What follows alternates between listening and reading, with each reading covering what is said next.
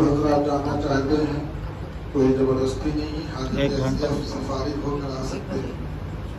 بس یہ ناچیز چند لمحوں کے لیے آپ کی خدمت میں حاضر ہوا، اور جو چیز میں بیان کرنے جا رہا تھا حافظ صاحب نے میں نے کر ہی دیا. بس یہ ہے کہ کچھ ہی پر اگر عمل ہو جائے یہ بہت ہے. لیکن انشاءاللہ تبارک و تعالیٰ اگر آپ کی دعائیں رہے گی، سننے کی کوششیں رہے گی تو پوری رات سنانے کے قابل ہوں انشاءاللہ. اب بھرپور تیاریاں بھی ہیں، انشاءاللہ کرنے کی ضرورت نہیں ہے. لیکن آپ کی جوش و جذبات کو دیکھنے کے بعد الحمدللہ الحمدللہ رب العالمین والصلاة والسلام علی من کان نبی وآدم بین الماء والطین، والصلاة والسلام علی سید المرسلین وعلی آلہ واصحابہ اجمعین. اما بعد فاعوذ باللہ من الشیطان الرجیم ببرکۃ بسم اللہ الرحمن الرحیم. انا انزلناه فی لیلۃ القدر وما ادراک ما لیلۃ القدر لیلۃ القدر خیر من الف شہر تنزل الملائکۃ والروح فیہا بإذن ربهم من كل امر سلام هي حتى مطلع الفجر. آمنت بالله صدق الله المولانا العظيم وبلغنا رسوله النبي الامين المتين الحفيظ الكريم ونحن على ذلك لمن الشاهدين والشاكرين والحمد لله رب العالمين. آپ نے اس آیت کریمہ کو حافظ صاحب قبلہ سے بھی سماعت فرمایا، میں بھی اسی کا عنوان بنایا، اور انشاءاللہ تبارک و تعالی ہم ان کی تفسیر کی طرف کچھ روشنیاں ڈالیں گے، اور زبانی نہیں بلکہ تفسیر جنان سے انشاءاللہ تبارک و تعالی ہم سننے کی کوششیں کریں گے. رب کائنات کی بارگاہ میں دعا ہے کہ رب کعبہ ہمیں حق بولنے، حق سننے اور حق پہ عمل کرنے کی توفیق عطا فرمائے. آمین آمین. میں سوچتا ہوں کہ حسان بن ثابت کا میں نے ذکر کیا تھا، تو میں بھی اپنا نام ان صحابی رسول کے ناموں کے ساتھ لگا لوں، تاکہ ہو سکتا ہے کہ میرے اعمال تو بہت ہی برے ہیں، ہم تو گناہوں کے دلدل میں ہیں، ہمارے پاس وہ چاشنی نہیں کہ ہم اپنے گناہوں کی بخشش کروا سکیں. لیکن اتنا ضرور ہے کہ اللہ رب العزت کی ذات سے بے حد امید ہے کہ آج کچھ ہو نہ ہو، لیکن آج ہم اور آپ خدا تبارک و تعالیٰ سے کچھ لے کر ہی رہیں گے نا انشاءاللہ. انشاءاللہ اگر 10 بھی رہیں گے تو ذکر والی دعائیں ہوگی انشاءاللہ. اور وہ دعائیں ہوں گی جو تمام بتیوں کو آف کر کے کیا جاتا ہے، انشاءاللہ وہ دعائیں کریں گے ہم لوگ انشاءاللہ. تو یہ ناچیز اس قابل نہیں، لیکن ذہن میں ایک بات آ گئی کہ چلے حسان بن ثابت کی سنتوں کو ادا کرتے ہیں. تو ڈھونڈتے ڈھونڈتے ایک بہترین نعت نبی کی شان میں نظر آ گئی، وہ شان جو نبی کے بچپنے میں حلیمہ سعدیہ گنگنایا کرتی تھی. آئیے انشاءاللہ تبارک و تعالیٰ اس سے پہلے ہمارا عقیدت محبت کے ساتھ پڑھیں درود پاک. اللہم صلی علی سیدنا شفیعنا حبیبنا مولانا محمد مبارک وسلم صلی علیہ وسلم یا رسول اللہ صلی اللہ تعالی علیہ وسلم. بہت سنجیدگی کے ساتھ دل کو یادگار مدینہ جناب محمد رسول اللہ صلی اللہ تعالی علیہ وسلم کے بچپنے میں آپ سے قبل بیان کیا تھا کہ حلیمہ سعدیہ کیسے نبی پاک صلی اللہ علیہ وسلم کو گود میں لے کر جاتی ہے اور کیا کیا ہوتا ہے. یہ تمام منظروں کو سامنے رکھ کے اور انشاءاللہ سیر جس طرح آئیں گے اس طرح سے تشریح بھی کریں گے اللہ کی توفیق سے. سماعت فرمائیں. یہ کہتی تھی گھر گھر میں جا کر حلیمہ، یہ کہتی تھی گھر گھر میں جا کر حلیمہ، میرے گھر میں خیر الورا آ گئے. سبحان اللہ سبحان اللہ. جا کر حلیمہ، میرے گھر میں خیر الورا آ گئے. سبحان اللہ.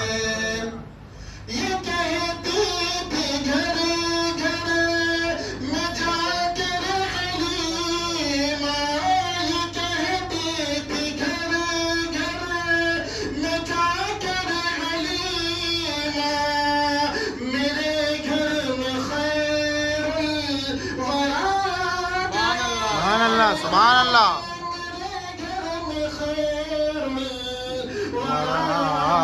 سبحان اللہ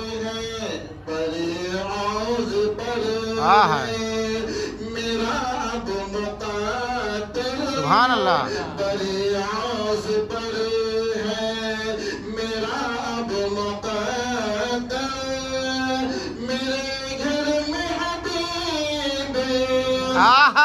سبحان اللہ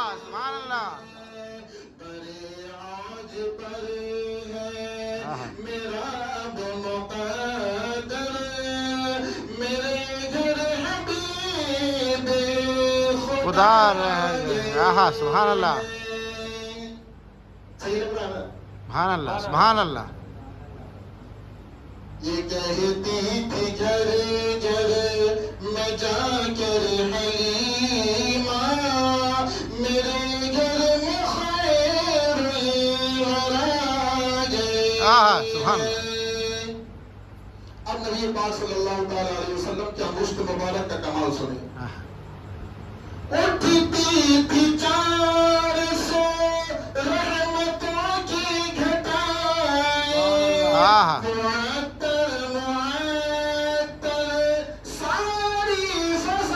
سبحان اللہ سبحان اللہ اٹھتی تھی 400 رحمتوں کی گھٹائیں معطر ساری فضائیں خوشی میں یہ جبریل خوشی میں یہ جبریل نغمے سنائے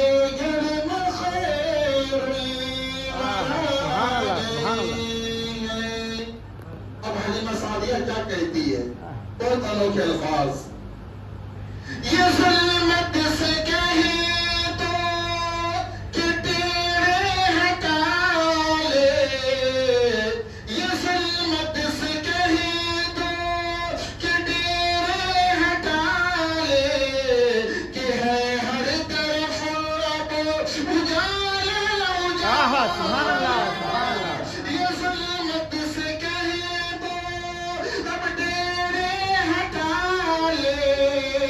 یہ ظلمت سے کہے تو تیرے ہٹا لے کہ ہر طرف ہے اب اجالے کہاں جن کو حق نے سراجم منیرا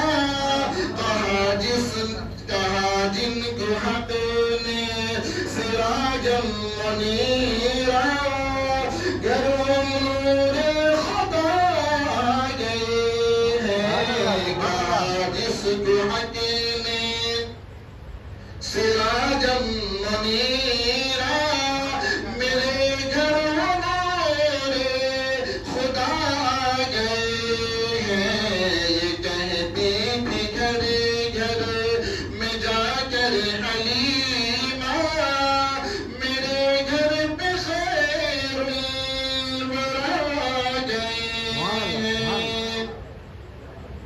کہتی کیا ہے سخی لوگ کیا دعائیں کرتے ہیں یہ سن کر سخیب یہ سن کر سخی آپ کا ستانہ ہے دامن پسارے ہوئے سب زمانہ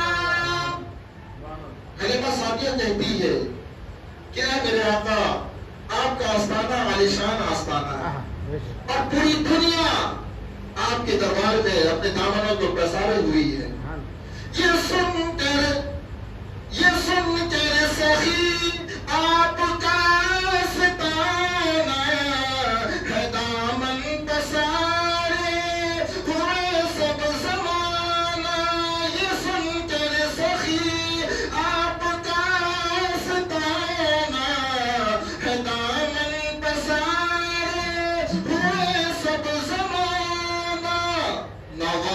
نواسوں کا صدقہ نواسوں کا صدقہ نگاہ کرم ہو نواسوں کا صدقہ نگاہ کرم ہو نواسوں کا صدقہ نگاہ کرم ہو تیرے در پہ تیرے گدا گئے ہیں نواسوں کا صدقہ نگاہ کرم ہو تیرے در پہ تیرے گدا گئے ہیں یہ کہتی تھی گھر گھر میں جا کر حلیمہ میرے گھر میں خیر الورا گئے ہیں اور ایک عاشق کی آواز قبر کے فرشتوں کے ساتھ سماعت فرمائے نکیرین جب میری تربت میں آ کر کہیں گے زیارت کا مشورہ سنا کر نکیرین میری تربت یعنی قبر میں نکیرین سوال کرنے والے فرشتے نکیرین جب میری تربت میں آ کر کہیں گے زیارت کا مشورہ سنا کر تو اٹھو ہر تعظیم اٹھو ہر تعظیم نور الحسن اب لحد میں رسول خدا گئے ہیں یہ کہتی تھی گھر گھر میں جا کر حلیمہ میرے گھر میں خیر الورا گئے ہیں کرے آس پر ہے میرا اب مقدر میرے گھر حبیب خدا گئے ہیں اے عاشقوں اے دیوانوں آج آپ کے گھر حبیب خدا آنے والے ہیں آج آپ کے گھر سجنے والے ہیں آپ کے مرادیں پورے ہونے والے ہیں آپ کی زندگی میں ایک انقلاب آنے والا ہے آپ کی زندگی کے اندر ایک انوکھا تازہ پھول کھلنے والا ہے شرط یہ ہے کہ آپ اپنے دلوں کو سجا لو شرط یہ ہے کہ آپ اپنے ایمان کی قوتوں کو سجا لو اگر یہ سج گیا تو قسم خدا کی مسلمان اور دنیا کا کوئی ماں کا لال آپ کے گھروں سے رحمتوں کو نہیں ڈال سکتا کوئی آپ کے گھروں سے رحمتوں کے خزانوں کو نہیں چھین سکتا دنیا جلتے جلتے جل جائے لیکن پھر بھی امت محمدیہ ہر جگہ بلند و بالا ہوتی ہوئی نظر آئے گی اپنے گھروں کو نبی پاک صلی اللہ تعالی علیہ وسلم کی سیرت طیبہ سے سجاؤ آئیے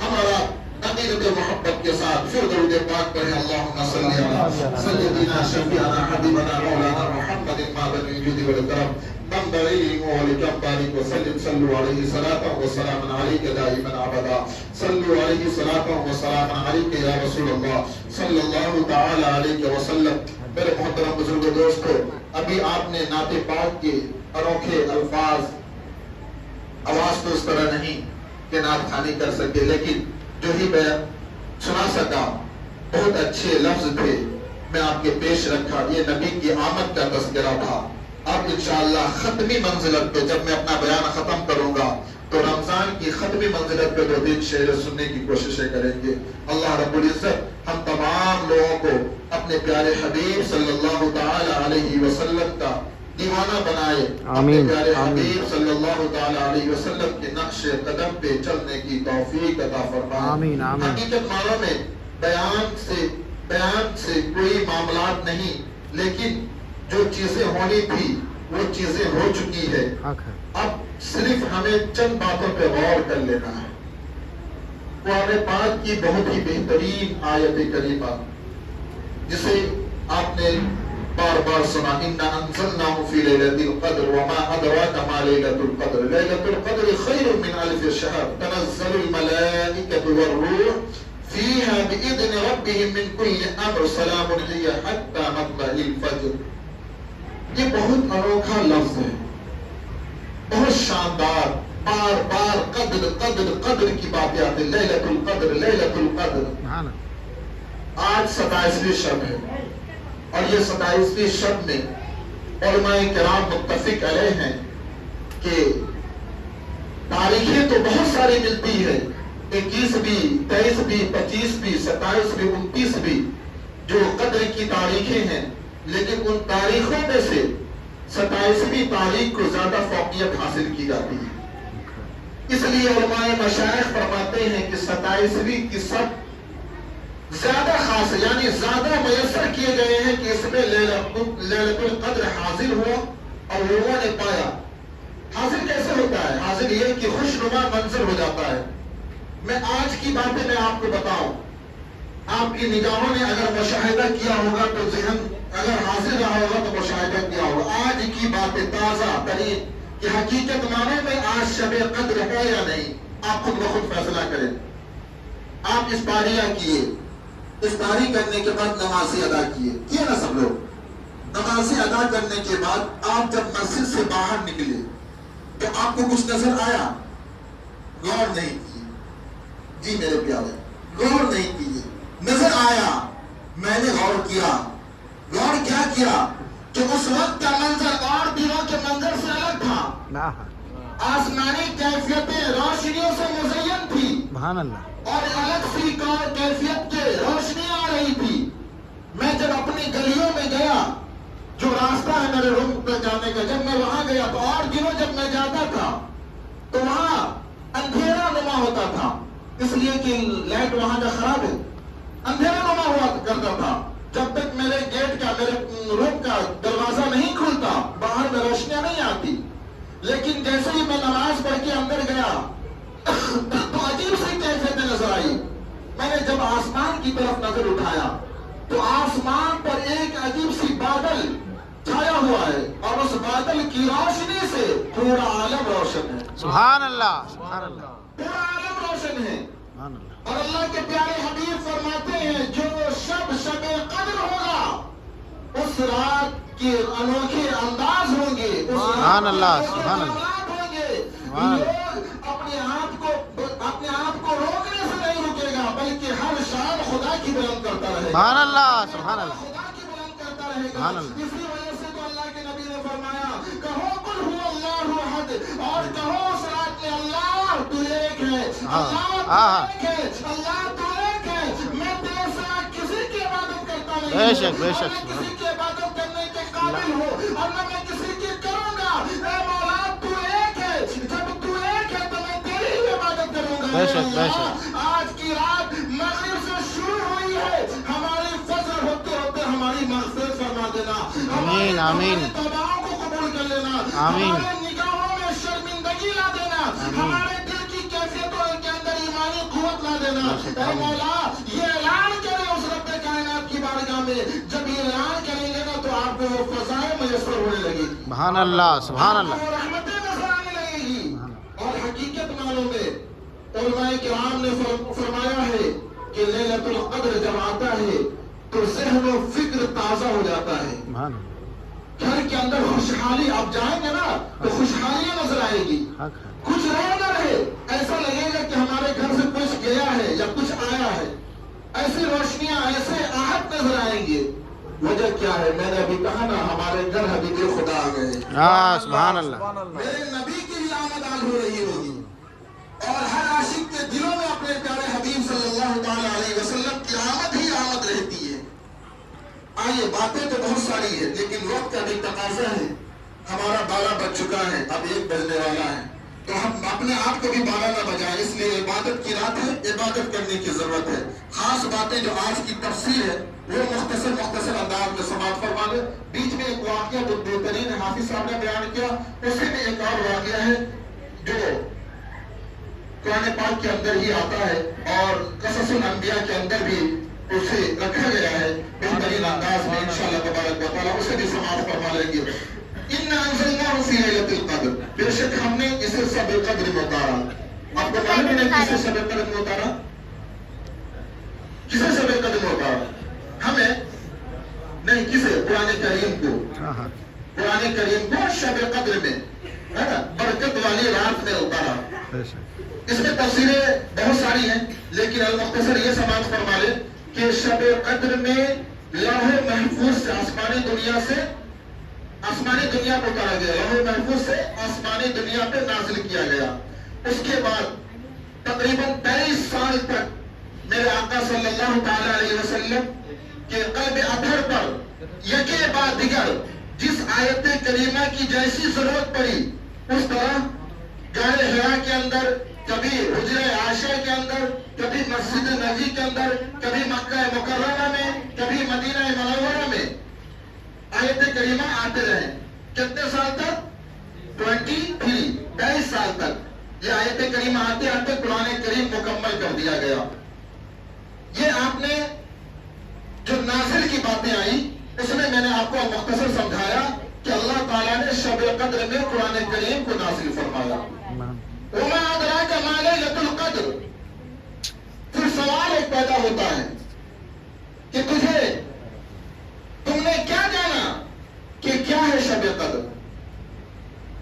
ابھی تک 3 طاق راتوں سے یہ چوتھے طاق راتوں میں آ گئے، اگر یہ سوال کر دیا جائے تم نے کیا جانا لیلۃ القدر کیا ہے، تو اس کا جواب قرآن ہی دے رہا ہے، کہہ رہا ہے لیلۃ القدر شب قدر 1000 مہینوں سے افضل ہے۔ لیلۃ القدر کیا ہے؟ قرآن سوال کر رہا ہے لیلۃ القدر کیا تم نے جانا کچھ کی لیلۃ القدر ہے کیا؟ تو جواب قرآن ہی کہہ رہا ہے لیلۃ القدر خیر من 1000 شہر، لیلۃ القدر 1000 مہینوں سے افضل ہے۔ سبحان اللہ، سبحان اللہ۔ ٹھہر جائے یہاں پہ، جب اللہ کے پیارے حبیب صلی اللہ تعالی علیہ وسلم مسجد نبوی میں حاضر تھے، حاضر ہونے کے بعد آپ شب قدر کی باتیں نہیں کر رہے تھے بلکہ آپ تلقین صحابہ کر رہے تھے۔ جیسے آپ تشریف لائے ہیں، میں آپ کو دین کی کچھ باتیں سکھا رہا ہوں، میں کوئی ایک خاص موضوع پہ باتیں نہیں کر رہا ہوں بلکہ دین کی باتیں سکھا رہا ہوں کہ دیکھو یار اس طرح سے فلاں صحابہ کرام نے اس طرح سے کیا، فلاں لوگوں نے ایسے کیا، ویسے کیا، اپنے طریقے سے بتا رہا ہوں۔ تو اللہ کے نبی صلی اللہ تعالی علیہ وسلم صحابہ کرام کو مسجد نبوی میں بیٹھا کر کے اسی طرح سمجھا رہے تھے، یہ کہ بعد دیگر باتیں آتی گئی سمجھاتے گئے۔ اتنے میں حضرت عیسیٰ علی نبی علیہ السلام کے زمانے کا ایک ولی کامل حضرت سمعون کا تذکرہ ہوا۔ حضرت سمعون کون تھے؟ حضرت سمعون وہ ہیں جن کی قوت بازو کا یہ عالم تھا کہ جب وہ جہاد کے لیے نکلتے تھے تو ان کے ساتھ لشکر نہیں رہتے، اور لشکر رہتا بھی تو وہ پیچھے روک دیتے، تنہا وہ جہاد کرتے، تنہا جہاد کرتے۔ اور اس زمانے کے کفاروں کو روایتوں کے اندر آتا ہے کہ اس زمانے کے کفاروں کو گاجر اور مولیوں کی طرح قتل دیا کرتے تھے، اس طرح قتلتے تھے کہ اس وقت کے بادشاہ جو ظالم بادشاہ رہتے تھے وہ ڈر سے سرنڈر کر جاتا، قدموں میں گر جاتا، اب میرے سپاہیوں کو مت مارو، جو کہو میں ماننے کے لیے تیار ہوں۔ حضرت سمعون پھر وہاں سے لوٹ جاتے، اور جب اس کو پھر منوانے کی باتیں آتی پھر وہ مکر جاتا۔ پھر ایک لمحے تک حضرت سمعون آپ انتظار کرتے کہ کوئی اختلافی بات ہوگی، پھر جہاد کے لیے نکلا جائے گا، پھر اسی طرح چلتا رہا۔ لیکن حضرت سمعون کے معاملات میں کوئی دخل اندازی نہیں کر سکتا۔ وہ حضرت سمعون بہت طاقتور تھے۔ آپ کے بال کا تذکرہ ہوتا ہے کہ آپ کے بال سر سے لے کر پاؤں تک نہیں بلکہ ڈبل پاؤں تک تھا، بہت بڑے بال تھے آپ کے، اس کو چوٹیاں باندھ کر کے رکھتے تھے۔ آپ ایک سوال آپ کر سکتے ہیں کہ ابھی اتنا بڑے بال تو مرد نہیں رکھ سکتے، تو یہ حضرت عیسیٰ علیہ نبی علیہ السلام کا تذکرہ ہو رہا ہے۔ ان کے زمانے میں رکھتے تھے، لیکن میرے آقا دو عالم صلی اللہ تعالی علیہ وسلم کے زمانے میں اللہ کے پیارے حبیب صلی اللہ تعالی علیہ وسلم نے زلف کا حکم دیا۔ زلف یا تو کان کے لو تک ہو یا تو کندھے تک ہو، اب اس سے زیادہ اگر بڑھ جاتا ہے تو وہ زلف نہیں رہتا ہے، وہ عورت کے شانہ بشانہ ہو جاتے ہیں، جس کے بارے میں اللہ کے نبی نے وعید بیان کی ہے کہ اسے جلد کرواؤ ورنہ فرشتے تمہارے لیے لعنت بھیجیں گے. لیکن اس وقت کا دور تھا، اللہ کے نبی کا دور نہیں تھا. تو اللہ کے نبی حضرت سمعون کا یہ تذکرہ سنا رہے تھے، یہ واقعات سنا رہے تھے.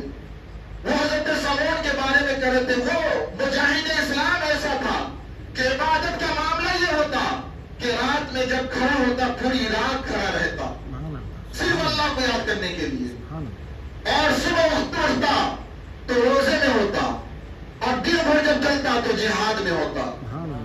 پورا دن پوری رات عبادت ہی عبادت رہتی. اور آپ کو معلوم ہے ان کی عمر 1000 سال کی تھی. سبحان اللہ. کتنی عمر تھی؟ 1000 سال کی عمر تھی. اور وہ 1000 سال کی عمر جو رات دن میں روزہ رکھے، جہاد کرے، رات میں اللہ رب العزت کی بارگاہ میں گر گرائے، روئے، سردریز ہو، اسے منائے، تو بتاؤ اس کا معاملہ کیا ہوگا، کتنا عالیشان انداز ہوگا. یہ تذکرہ اللہ کے نبی فرما رہے ہیں. فرماتے اللہ کے نبی صلی اللہ تعالی علیہ وسلم جب یہ باتیں بیان کر رہے تھے تو صحابی رسول ایک کھڑے ہوتے ہیں بیچ میں. ہونے کے بعد دیکھیے بہت ہی اہم باتیں ہیں. آپ ادب اپنی جگہ رکھیے، ہے نا، لیکن جو باتیں سمجھ میں نہ آئے تو آپ ادب پوچھ سکتے ہیں، اور اگر نہیں اس وقت پوچھ سکتے تو آپ بعد میں سائڈ سے بھی پوچھ سکتے ہیں. کوئی حرض نہیں ہے. میں بار بار آپ کو کہتا ہوں، ایسا نہیں کہ میں آج کہہ رہا ہوں کہ اگر کوئی باتیں سمجھ میں نہیں آتی ہو تو آپ پوچھ سکتے ہیں، بعد میں بھی پوچھ سکتے ہیں، آپ اس وقت بھی پوچھ سکتے ہیں. اسی طرح صحابی رسول اللہ کے نبی صلی اللہ تعالی علیہ وسلم کی بارگاہ میں حاضر ہوئے اور فرمایا یا رسول اللہ فدا کا بھی و امی، میرے ماں باپ آپ پہ قربان. یا رسول اللہ وہ تو 1000 سال کی عمر تھی حضرت سمعون کی، اور وہ 1000 سال کا معاملہ یہ تھا کہ وہ دن میں روزے رکھا کرتے، جہاد کیا کرتے، اور رات میں اللہ رب العزت کو یاد کیا کرتے تھے. وہ حضرت سمعون کے برابر ہم کہاں ہو سکتے. وہ حضرت سمعون کو میں اب یہاں پر رک کر کے ایک بات بتا دوں، حضرت سمعون کو بہت دردناک انداز سے پالا گیا، بہت دردناک انداز سے. اگر یہ خلاصہ کرتا ہوں نا تو آنکھوں سے اشک باری ہو جائے گی. اور چند جھلکیں ہم سن لیتے ہیں ان کی. وہ حضرت سمعون جب کفار و مشرکین نے عاجز ہو گیا نا تو اس کے بعد کفار و مشرکین چاروں طرف سے مر گئے، سمجھے. لیکن اس کا ایک بادشاہ تھا، بہت بڑا جلاد تھا، بہت بڑا کمینہ تھا. وہ تیار ہوا، ہونے کے بعد انہوں نے ایک ذہن لگائی کہ حضرت سمعون کو قید کس طرح کیا جائے. تو آج میں آپ کو وہ مثالیں بیان کروں گا. ابھی آپ کے سامنے ماں باپ کا حکم بیان کیا نا، آج میں بیوی کا کردار دکھلاتا ہوں. کیا ہے حضرت سمعون رضی اللہ تعالیٰ کا معاملہ یہ تھا کہ آپ کو شہید کرنے کا معاملہ یہ ہوا کہ آپ کی بیوی بہت پارسا تھی، بہت عبادت گزار تھی، تقوی گزار تھی، آپ کو بہت چاہتی تھی. لیکن وہ بادشاہ نے آپ کی بیوی پہ چال چلا، کسی قاصد کے ذریعے حکم بھیجایا کہ تم حضرت سمعون کو قید کر کے ہم کو دے دو ذرا، تو تم سے بادشاہ شادی کر لے گا، اس کے بعد بے شمار دولتیں ہیں، اور اس کے بعد تمہیں عالیشان محل بنا کر دیا جائے گا، اور تم وہاں اطمینان کی سانسیں لے سکتے ہو، تمہیں کسی چیز کا ڈر خوف نہیں ہوگا. اس کی بیوی مان گئی، عبادت گزار ہے، تقوی گزار ہے، حضرت سمعون کی کردار و افعال کو دیکھ رہی ہے، پھر بھی وہ بیوی مان گئی. تعجب ہے، رات کا سناٹا ہوتا ہے، حضرت سمعون چارپائی پہ سوئے رہتے، اتنے میں کیا دیکھتے کہ ان کی بیوی اٹھتی ہے اور موٹی سی رسیاں لے کر حضرت سمعون کو چارپائی میں اچھی طرح جکڑ دیتی ہے. جب آنکھ کھلتا ہے حضرت سمعون رحمت اللہ تعالی علیہ کا، تو آپ اپنے ہاتھ اور پاؤں کو جب ٹائٹ کرتے ہیں، انگڑائیاں لیتے ہیں، رسی ٹکڑے ٹکڑے میں تقسیم ہو جاتے ہیں. وہ طاقت ہے حضرت سمعون، اور یہی طاقت ہے. اور آگے سماعت فرمائے. آپ پوچھتے ہیں مجھے کس نے باندھا؟ آپ کی بیوی سامنے آتی ہے اور کہنے لگتی ہے اے میرے شوہر نامدار میں باندھی ہوں. دیکھیے کیا محبت سے کہتی، میں نے باندھی. کیوں باندھی؟ میں اس لیے باندھی کہ میں آپ کی طاقت کو آزمانا چاہتی ہوں. سبحان اللہ. میں آپ کی طاقت کو آزمانا چاہتی ہوں. مقصد تو کچھ اور تھا، لیکن جب پکڑی گئے چور تو اپنی صفائی پیش کرنے لگے. میں تو آپ کو آزمانا چاہتا تھا کہ اللہ کے پاس کتنی طاقت ہے. تو حضرت سمون نے فرمایا تم میری طاقت کو مت آزماؤ، اس لیے اللہ نے مجھے اتنی طاقت عطا کی ہے کہ ہم اپنے لشکروں کے ساتھ تنے تنہا رہتے ہیں، ہمارے لشکر ہمارے پیچھے رہتے ہیں، سبحان اللہ، پھر بھی پورا لشکر پورا کفار ہمارا کچھ نہیں بگاڑ سکتا. سبحان اللہ. اتنی طاقتیں ہمیں عطا کی. زمانہ گزر جاتا ہے، پھر جب چال چلا جاتا ہے بادشاہ ایک مرتبہ پھر حضرت سمون جنگ کے لیے جاتے ہیں. وہ بادشاہ دیتا ہے حضرت سمون ابھی تک نہیں ہے، ان کی بیوی نے نہیں ماری. پھر وہ ایک قاصد کو بھیجتا ہے اور بولتا ہے کہ تم سمون کو پیش نہیں کیے. تو بولے کہ وہ اتنے طاقتور ہے، میں رسیوں سے جکڑی ہوں، رسی تو ٹکڑے ٹکڑے ہو گئے، میں کیسے ان کو قید کر سکتی ہوں. تو وہ بادشاہ ایک سکر بھیجتا ہے بہت موٹا، جس سے جہاز کو روکا جاتا نا، اس سے کروڑوں درجہ موٹا سکر رہتا ہے. وہ سکر کو بھیجتا ہے اور کہتا ہے کہ جیسے سمون سو جائے نا تو ان کو پھر سے لپیٹ دینا، باندھ دینا، جکڑ دینا. پھر وہی ہوتا، حضرت سمون پھر بیدار ہوتے، پھر انگڑائیاں لیتے، سکر ٹکڑے ٹکڑے ہو جاتے. اس کی بیوی دیکھ کر ڈر جاتی، ارے اتنے طاقتور میرے شوہر. پھر بولتے کہ آگے تم نے کیوں باندھی؟ کہنے لگتی میں آپ کی قوتوں کو آزما رہی ہوں. حضرت سمون اس معاملے میں سنجیدہ ہو جاتے کہ آخر کیا معاملہ ہے، اب خاموش ہو جاتے. یہاں تک کہ پھر جہاد کے لیے حضرت سمون نکلتے، پھر کفار و مشرکین کو مارتے، پھر بادشاہ دیکھتا، پھر تک ہو جاتا، ابھی تک نہیں قید کر پائے. تو آپ کی بیوی ایک چال چلتی ہے. حضرت سمون کی بیوی اور شوہر کی محبت الگ ہوتی ہے، سب لوگ جانتے ہیں. اس لیے کہ اگر ایک بسترے پر سوتے ہیں تو چاہے جتنی بھی تکلیفیں ہوں، کہ اگر بیوی ایک مرتبہ پیار کی آواز سے کہہ دیتی کہ اٹھیے پانی پی لیجئے تو محبت سے اٹھ کر پانی پی لیتے. اگر کوئی بات پوچھے تو دل کی بھڑاس نکال دیتے، کوئی بات پوچھے تو اپنی تکلیف پورے دل بھر کی بیان کر دیتے. یہ بیوی اور شوہر کی محبتیں ہوتی ہے. یہ زمانے سے چلتے ہوئے آیا، آج بھی چل رہا ہے.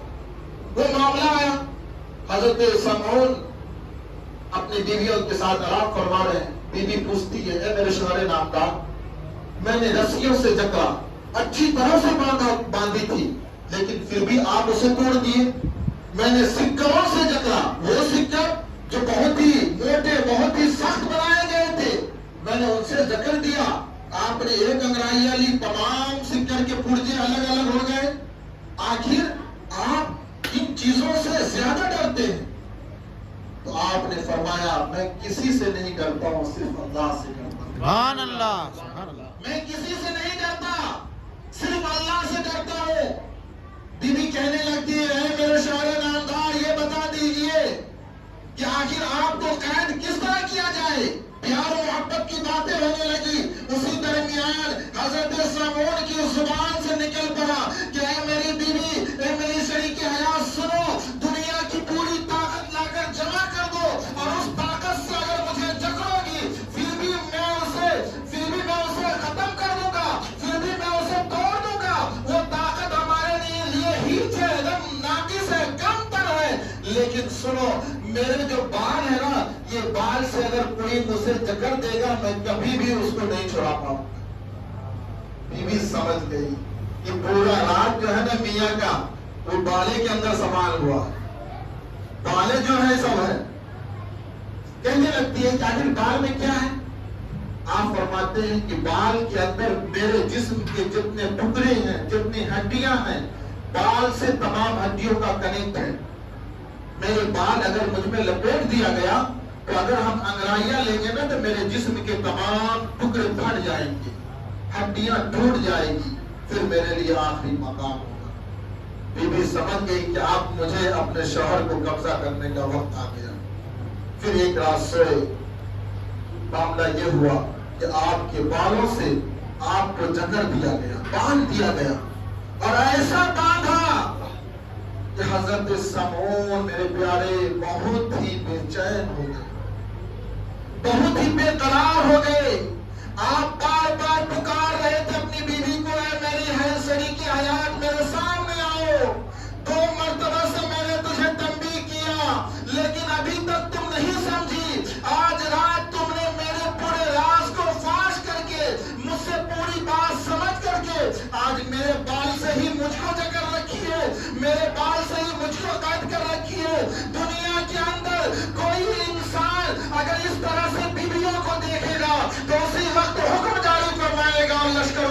رہے گا کہ اسے مار کر اس کو نابود کر دو. لیکن وہ بھی شاعر سمون تھے جو اپنی بیوی کے ان اداؤں کو دیکھنے کے بعد پکار رہے تھے. بیوی دور بھاگی چلی جا رہی تھی، دور بھاگی چلی جا رہی تھی. ایک وقت آتا ہے کہ بادشاہ کو حکم، بادشاہ کے دربار میں خبر پہنچاتی ہے کہ میں نے اپنے شوہر کو قید کر دیا. بادشاہ کے دربار سے بہت سارے لوگ سپہ سالار آتے ہیں، حضرت سمون کو اسی حال میں قید کر کے لے جاتے ہیں. آپ نہیں کھل پاتے، یہاں تک کہ وہاں جانے کے بعد جو جلاد ہوتا ہے نا، جہاں دنیا کے اندر تو پھانسی دیا جاتا ہے جو ایک وقت میں ختم ہو جاتا ہے، لیکن وہ جلاد ایسا جلاد تھا کہ حضرت سمون کے کان کاٹتے، آنکھیں نکال لیتے، زبانیں نکال کر زبانیں کاٹ دیتے، ہونٹیں لبڑا کر ہونٹ کاٹ دیتے، ناک کو ٹان کر ناک کو کاٹ دیتے، بال کو اس طرح کاٹتے کہ آپ کے جسم کے اندر ایک الگ سی کیفیت آ جاتی. یہاں تک کہ آپ کے جسم کے ہر حصے کو، وہ حصہ جو کامیابی کی منزلیں کہتے ہیں، تمام حصوں کو کاٹ لیتے اور کاٹ کر کے حضرت سمعون کو بادشاہ کے دربار میں بھیج دیتے. اللہ اکبر، اللہ اکبر. وہ حضرت سمعون کو جب رکھا جاتا، حضرت سمعون کے بارے میں کہا جاتا کہ اسے ایک کیلے پہ چڑھاؤ اور کیلے پہ چڑھا کر کے اسے دریا میں دھکے مار دو. وہی کام کیا جاتا، دریا میں دھکے مار دیے جاتے. بہت ساری روایتیں ہیں کہ جیسے ہی دریا میں دھکے مارے جاتے، اتنے میں اللہ رب العزت کی رحمت کو جوش آتا.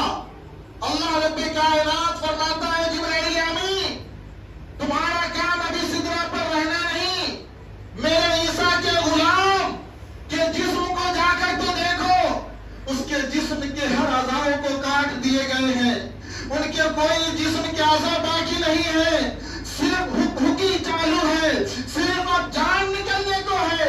لیکن ابھی بھی وہ ظالم ان چیزوں کو نہیں دیکھ رہے ہیں. بہت مبارک وہ بندہ ہے، وہ راتوں میں میری عبادت کرتا رہتا ہے، دن میں جہاد کرتا ہے، روزے سے رہتا ہے. بہت مبارک بندہ ہے. اے جبرائیل امین، جاؤ دریا میں گرنے سے پہلے تم اپنے پروں پہ اسے اٹھا لو. سبحان اللہ، سبحان اللہ. دریا میں گرنے سے پہلے تم اپنے دامن میں اٹھا لو. روایتوں کے اندر آتا ہے کہ حضرت سمعون ابھی دھکیلا ہی گیا تھا، فرشتوں کی جماعتیں آتی ہے، جبرائیل امین اپنے پروں کو پھیلاتے ہوئے آتے ہیں اور حضرت سمعون کو اپنے آغوش میں لے لیتے ہیں. سبحان اللہ، سبحان اللہ. اور سروں پہ دست رحمت کا سایہ ڈالتے اللہ رب العزت پھر سے آنکھیں عطا کر دیتا، پھر سے سبحان اللہ، سبحان اللہ. پھر سے زبانیں عطا کر دیتا، پھر سے ہر چیز عطا کر دیتا.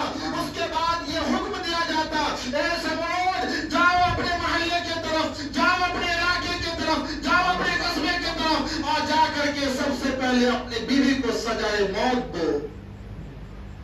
میرے پیارے اسلامی بھائی، آپ غور کریں کتنی اذیت برداشت کرتے ہیں وہ لوگ جو فنا فی اللہ ہوا کرتے، فنا فی الرسول ہوا کرتے، کتنی مصیبتیں برداشت کرتے. یہی واقعہ میرے آقا دو عالم صلی اللہ تعالی علیہ وسلم صحابہ کرام کو سنا رہے ہیں.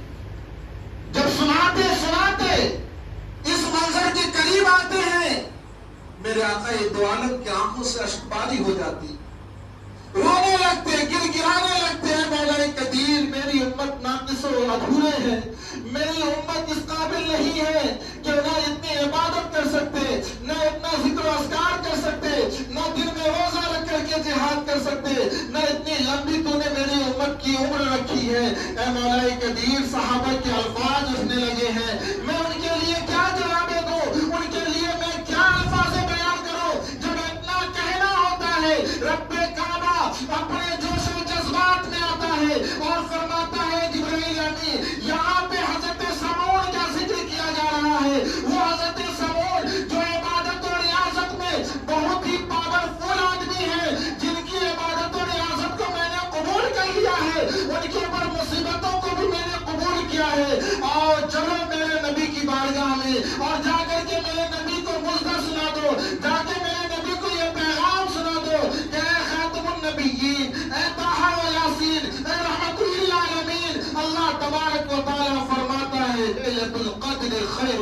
ألف شهر. سبحان اللہ سبحان اللہ.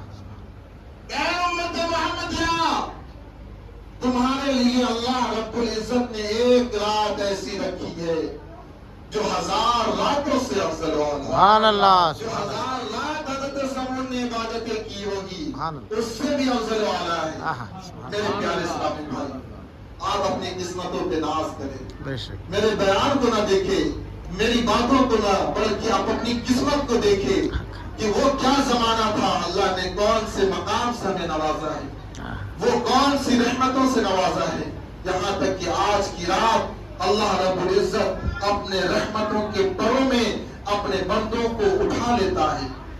اپنے رحمتوں کے پروں میں فرشتے اٹھا کر کے خدا کی بارگاہ میں لے جاتا ہے اور کہتا ہے مولا آج کی رات یہ تو بہت گنہگار تھا، بہت گنہگار تھا، لیکن آج کی رات کا اس نے احترام کیا، اس احترام کی برکتوں کو میں تیری بارگاہ میں لے کر کے آیا ہے.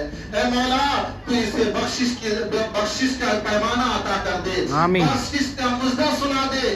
جب مژدہ سنا دیا جاتا ہے تو اللہ تبارک و تعالیٰ فرماتا ہے کوئی آج کی رات ہم سے مغفرت طلب کرنے والا؟ کر رہا ہے مغفرت، گنہگار بخشے جا رہے ہیں. پھر وہ خدائے قہار ہے جو ہر چیزوں پہ پکڑ کر لے تو ہمیں کہیں چلنے کی گنجائش نہ بن پڑے. بے شک بے شک. وہ کہہ رہا ہے اپنے رحمانی انداز میں، وہ کہہ رہا ہے اپنے غفوریت انداز میں، اور کہہ رہا ہے کوئی مجھ سے مغفرت طلب کرنے والا؟ ہاں. ہے کوئی مجھ سے بخشش چاہنے والا؟ ہے کوئی اپنے اعمال کو بہتر بنانے والا؟ ہے کوئی اپنے رزق کی تنگیوں کو دور کروانے والا؟ ہے کوئی اپنی عزت وقار کو عالم اسلام میں بلند کروانے والا؟ اے میرے پیارے اسلام بھائی، تو ہم لوگ کہیں لبیک لبیک لبیک، اس لیے لبیک کہیں اے مولا ہم گنہگار ہیں، ہم سیاکار ہیں، ہم خطا کار ہیں، ہماری عمر 20 سال 25 سال 35 سال ہو چکے ہیں، ہم آنکھ کھولنے سے لے کر ابھی تک گناہوں کے دلدل میں لپٹ ہو چکے ہیں، پھنسے ہوئے ہیں. اے مولا قدیر، آج تیری رحمت کی پکار رہی ہے. ہم سمون کی طرح اپنے اعمال کو تو نہیں لا سکتے، ان کی طرح عبادت کو نہیں کر سکتے، وہ عمریں تو ہمیں میسر نہیں ہو سکتی، لیکن یہ مبارک مہینہ تو نے عطا کیا ہے، یہ رحمت کا مہینہ تو نے عطا کیا ہے. اس رحمت کے مہینے کی برکتوں سے اے مولا کبیر ہمارے گناہوں کو بخش دے، ہمارے خاندان کی گناہوں کو بخش دے، ہمارے گھر کے لوگوں کی گناہوں کو بخش دے، ہمارے اوپر رحم کی برساتیں عطا فرما، برکت کی برساتیں عطا فرما، کرم کی برساتیں عطا فرما، اور اس طرح کی برساتیں عطا فرما اے مولا جس طرح تو نے سمو